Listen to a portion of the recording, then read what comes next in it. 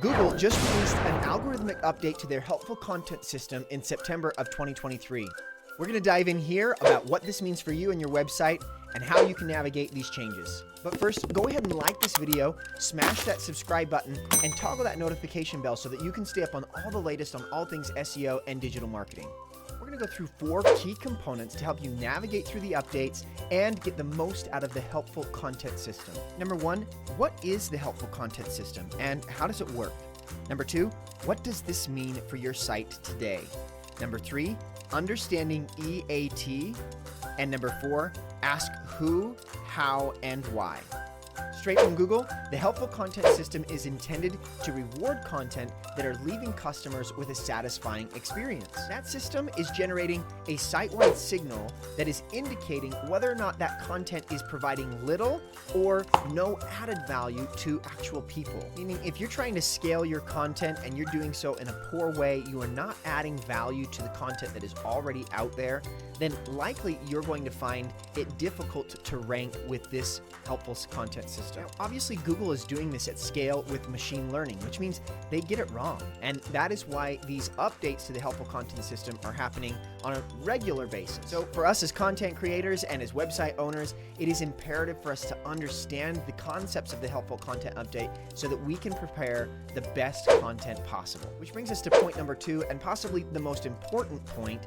What are the implications for our site? What can we do today to better plan for and cater to the helpful content update? Now, there are 4 key components that you can do today, and frankly, they're not new to most of us SEOs. They are the principles that have supported the core Web Vitals update, ranking signals like dwell time, pages per session, and being comprehensive and exhaustive in our content creation.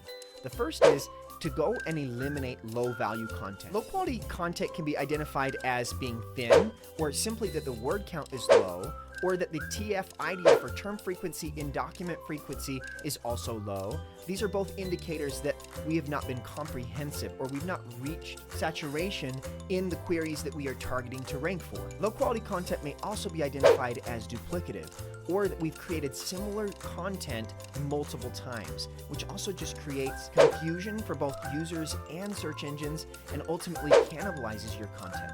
The second quick point is provide original information. Do you have unique reporting, research, or analysis to add to the conversation? The third quick point is a fast and clean user experience. Obviously, if people are landing on your site and it is clunky, poorly organized, or even grammatical errors, can be negatively impactful per the helpful content update. And the last point, obviously, is then to write for people. Now, this can be hard in the age of AI, and I'm not saying that you can't use AI to help scale out portions of your content creation, but it is imperative that you are reading through that content and making sure that it is helpful to people and not simply keyword stuffing. This is not news, but it's restated in the helpful content update. So we've talked a little bit about what the helpful content update is and the implications that it has for you and your site. Now let's talk about EAT, expertise, authoritativeness, and trustworthiness. EAT, or EAT, is not a new concept for SEOs, but it is a primary principle to the helpful content system. Imagine yourself going to find a new primary care physician, and you meet with a handful of them. Obviously, the way that they talk to you and the information that they provide has an impact on you to making a decision as to whether or not they are the physician you'd like to go with.